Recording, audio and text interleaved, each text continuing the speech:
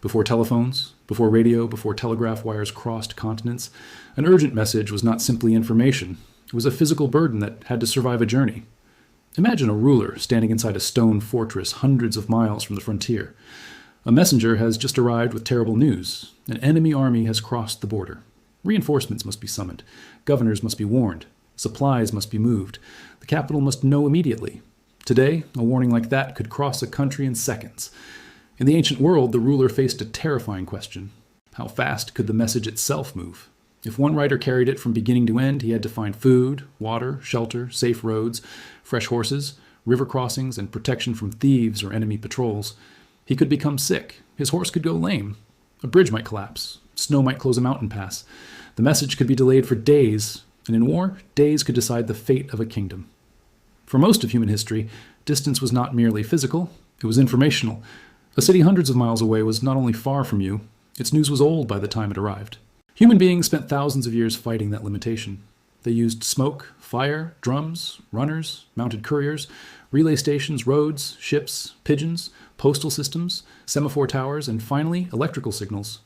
Each invention solved part of the same problem: how to make information travel faster than one exhausted person could carry it. The earliest long-distance systems did not always carry detailed messages. Sometimes they carried only warnings. A signal fire on a hill could be seen from another hill. A guard who saw it could light his own beacon, and the signal could jump across the landscape far faster than any runner could travel. Smoke could serve a similar purpose during daylight. Horns, drums, flags, and torches could all extend the human ability to communicate beyond the range of the unaided voice. The great advantage was speed.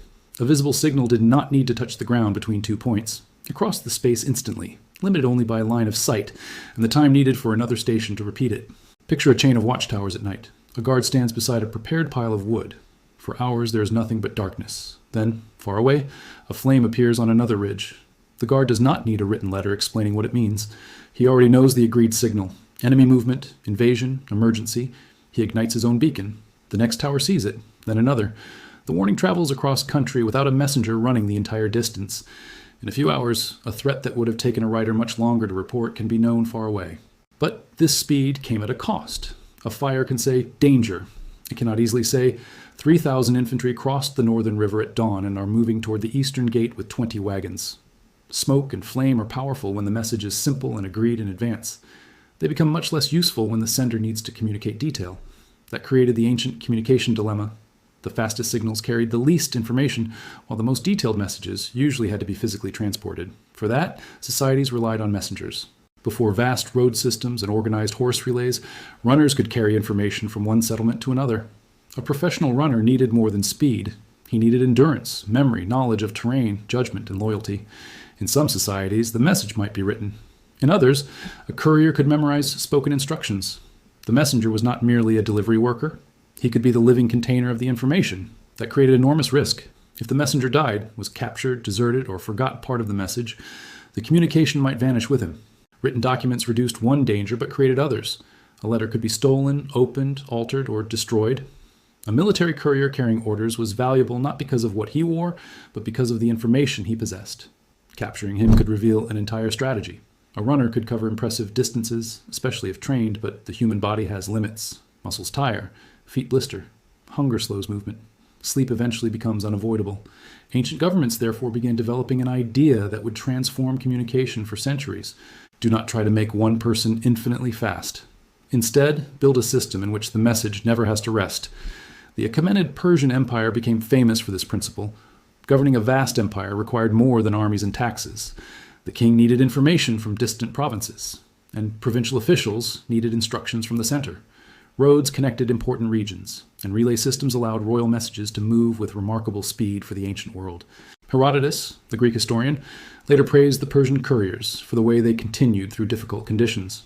The central idea was simple but powerful. A rider would carry the message only part of the journey. At a station, a fresh horse or another courier could take over. The tired body stopped. The message did not.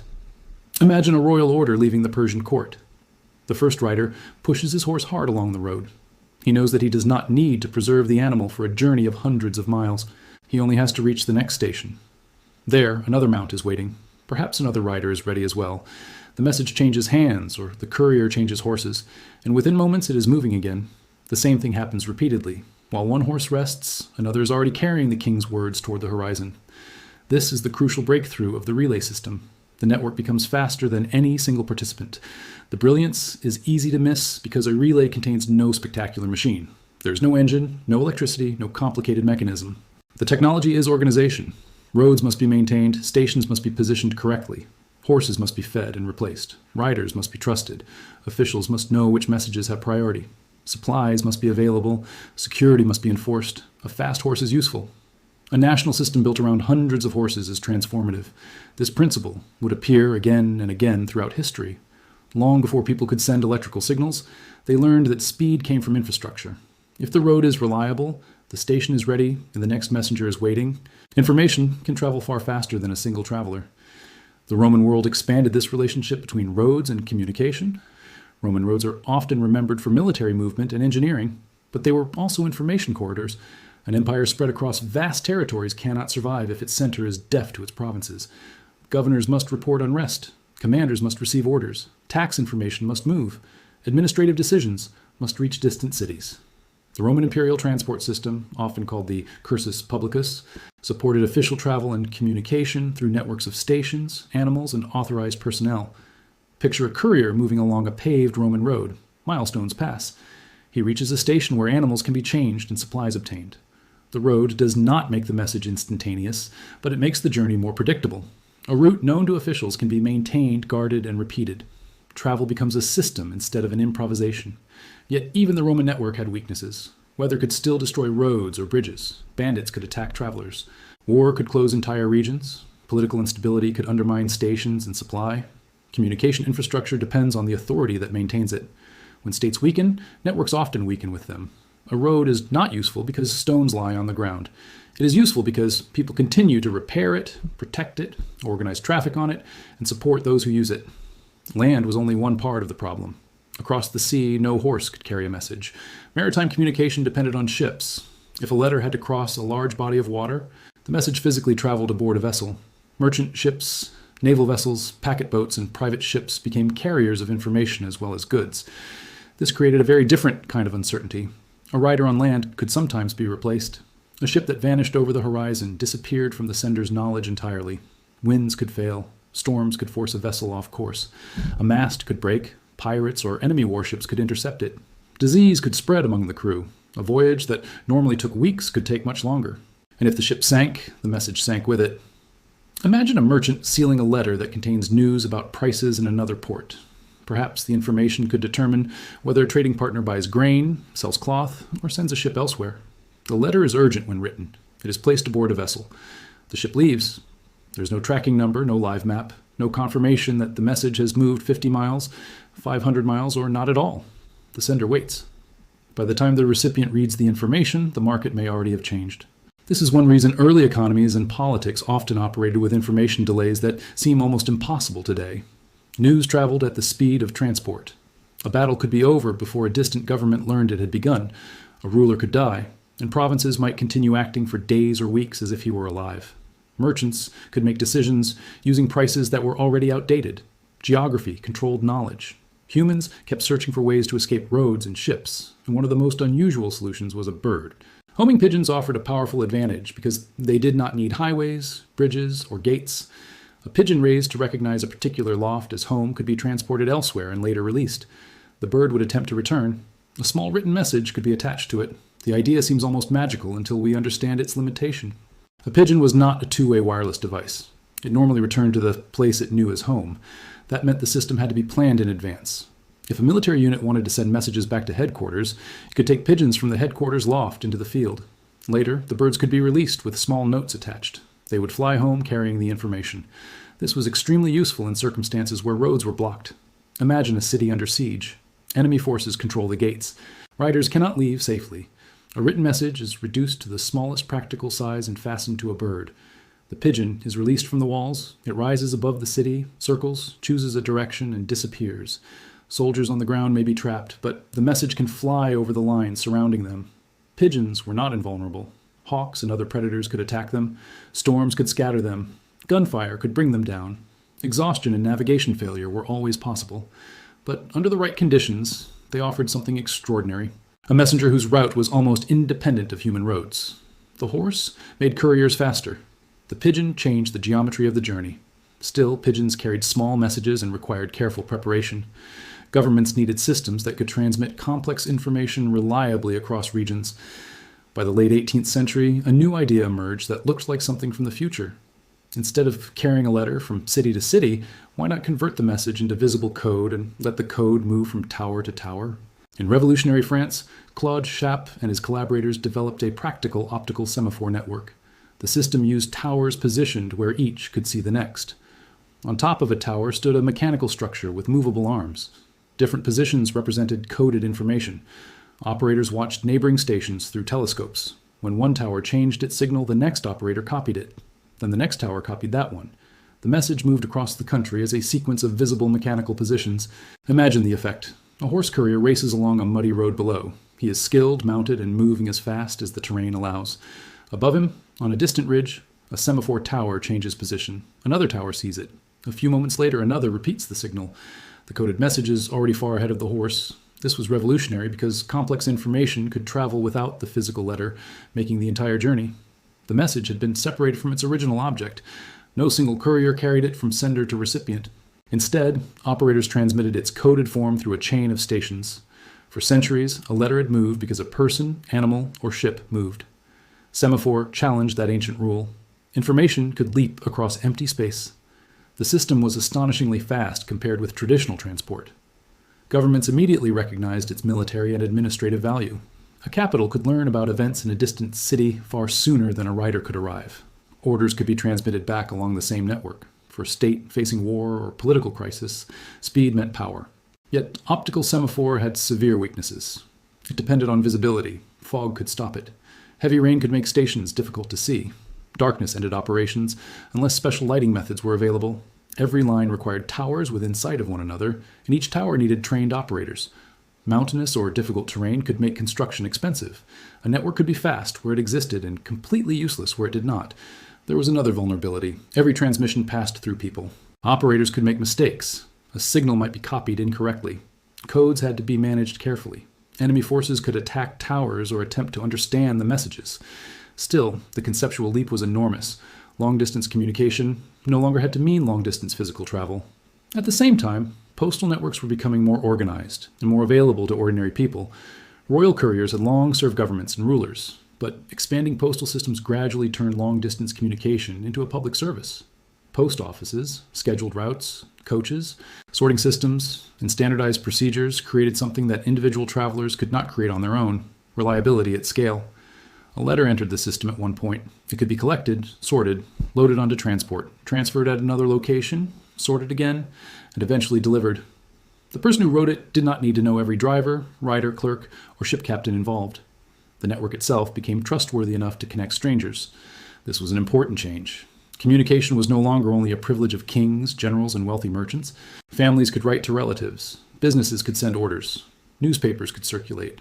Political ideas could spread. Postal systems helped expand the social world because they allowed relationships to survive distance. In the American colonies, and later the United States, mail became essential to both government and public life. During the Revolutionary period, reliable communication mattered enormously. Messages moved between political leaders and military commanders. Interception was a constant danger. A letter could reveal strategy, troop movements, or political plans. Postal communication was not simply a convenience. It was part of national survival. Newspapers added another layer. A private letter might inform one household. A newspaper carried information to entire communities.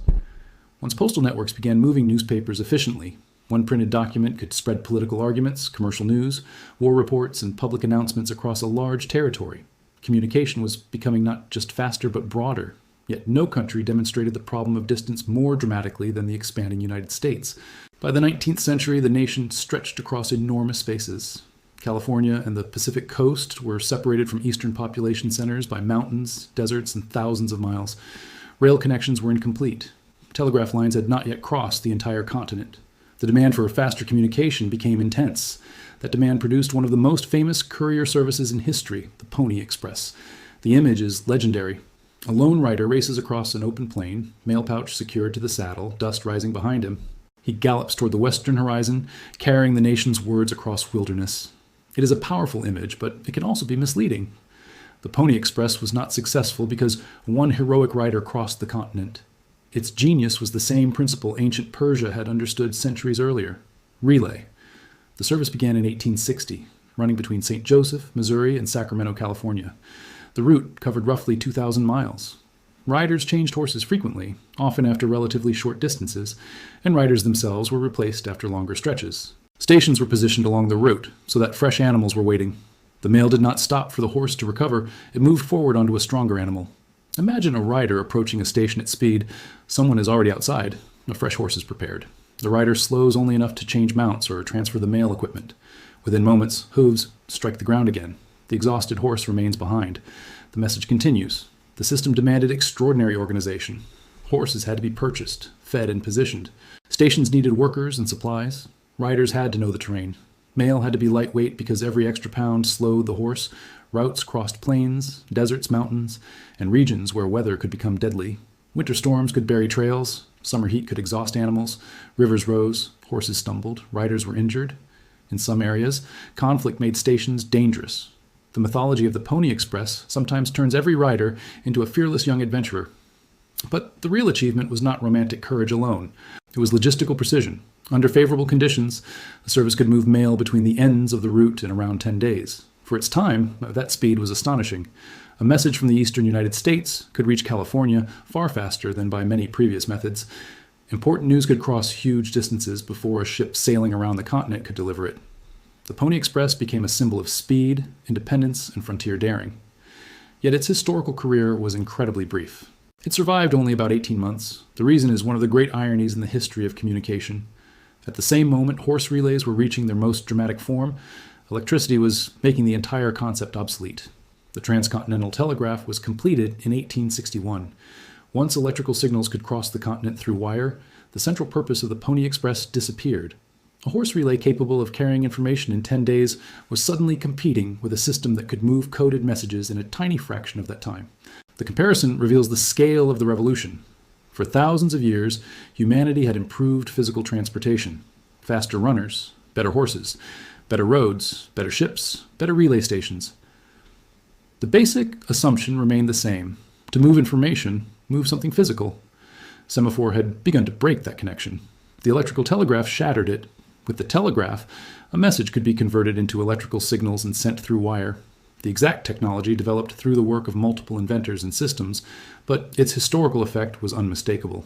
Information could now travel vastly faster than a horse, ship, or train carrying a written letter.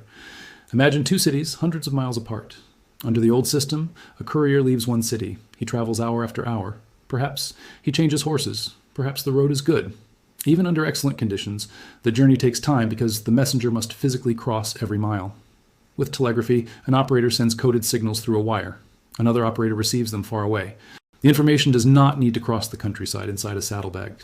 For the first time on a large scale, information speed became independent of transportation speed. That changed more than communication. It changed war, journalism, finance, government, transportation, and daily expectations. A military commander could receive orders before the strategic situation had completely changed. Newspapers could report distant events sooner. Markets could react to prices elsewhere. Railways could coordinate movement with unprecedented precision. Governments could control territories more tightly because reports and orders moved rapidly. The psychological change was just as important. People began expecting news to be recent. Before fast communication, delay was normal.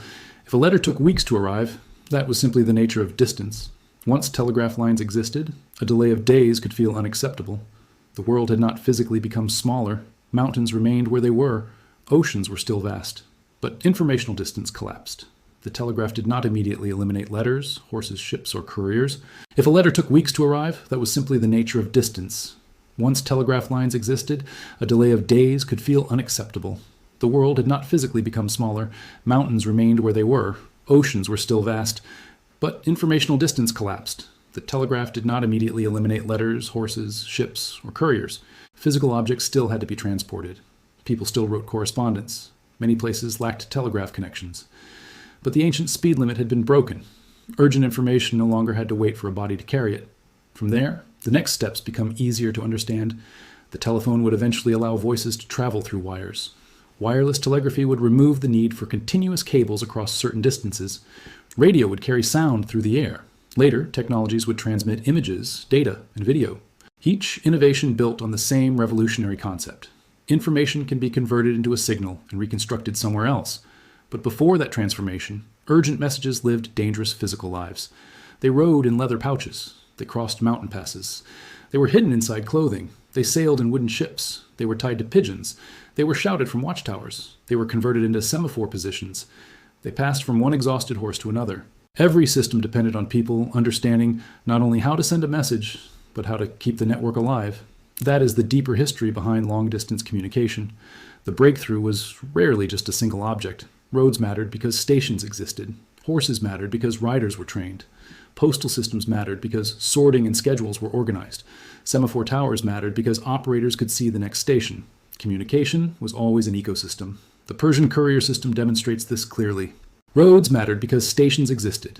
Horses mattered because riders were trained. Postal systems mattered because sorting and schedules were organized. Semaphore towers mattered because operators could see the next station. Communication was always an ecosystem. The Persian courier system demonstrates this clearly. A royal messenger on the fastest horse in the empire would eventually slow down. A relay network solved the problem by treating exhaustion as replaceable.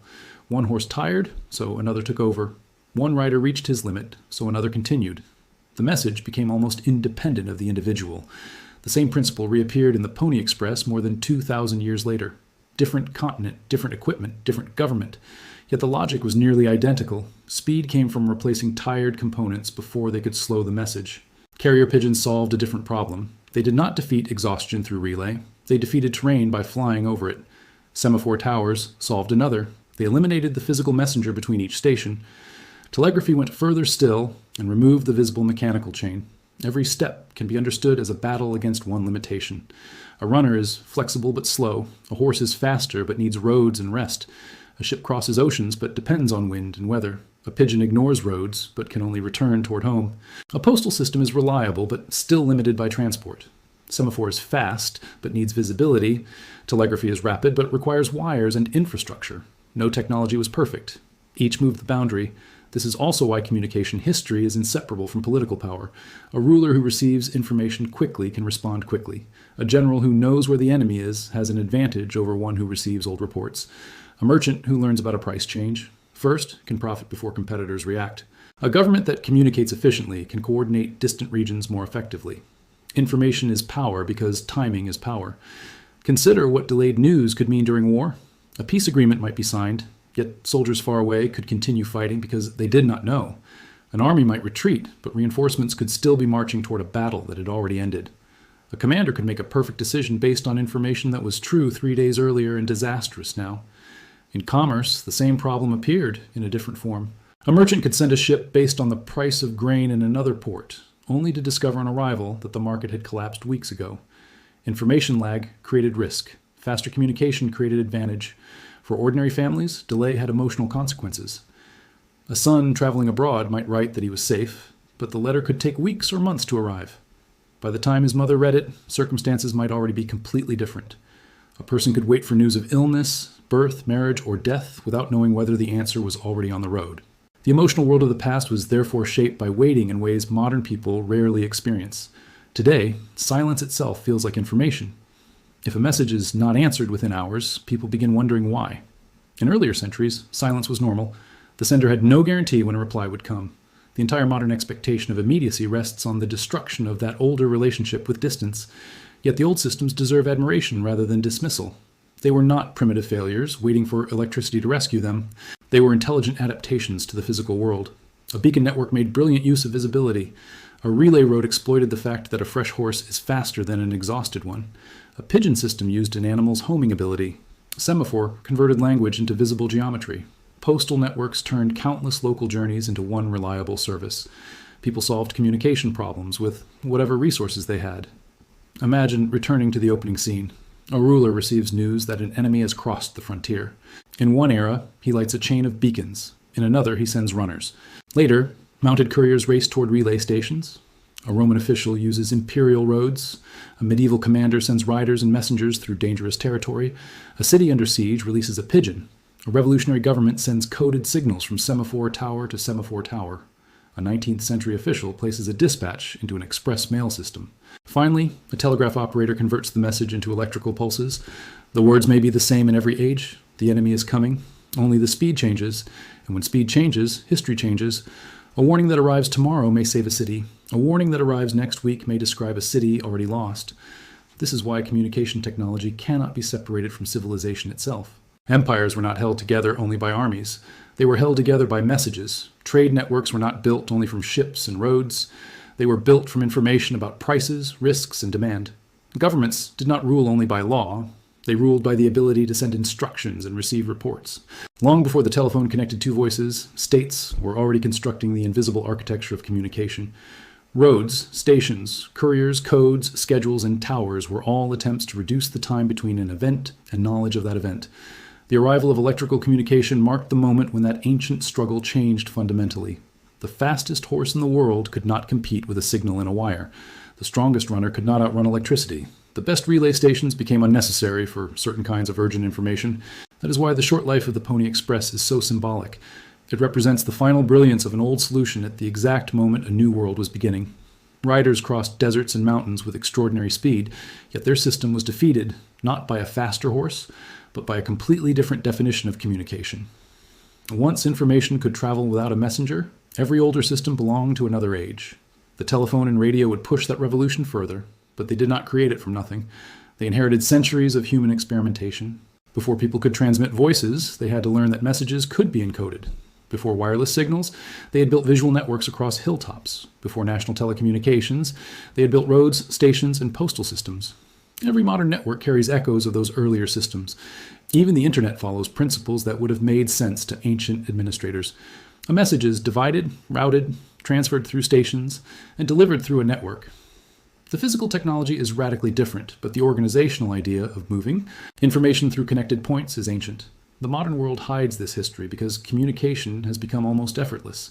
A person can send text, photographs, sound, and video across the planet without thinking about roads, weather, animal fatigue, or line of sight. The network is so fast that distance seems irrelevant, but distance once ruled information. A mountain was not just something difficult to cross. It was something that delayed news. An ocean was not just water. It was weeks of silence. A storm did not only stop travelers, it stopped knowledge. A tired horse could slow a government. A missing pigeon could isolate a fortress. A fog bank could silence an optical telegraph. The past moved at the speed of its messengers. That may be the most important idea to remember. Before phones and radio, an urgent message was never only a sentence. It was a journey. Someone had to run with it, ride with it, sail with it, guard it, repeat it, signal it, or release it into the sky. Every mile created risk. Every delay created uncertainty. Every successful delivery was an achievement of human organization. From smoke on distant hills to runners on ancient roads, from Persian relay couriers to Roman stations, from ships crossing oceans to pigeons flying over enemy lines, from semaphore arms moving above French towers to Pony Express riders racing across the American West, humanity kept searching for the same thing, a way to make knowledge arrive before it was too late. And then, after thousands of years, the messenger began to disappear. A signal entered a wire. Information moved faster than transportation. Distance lost one of its oldest powers. From that moment forward, the world would never feel quite as large again.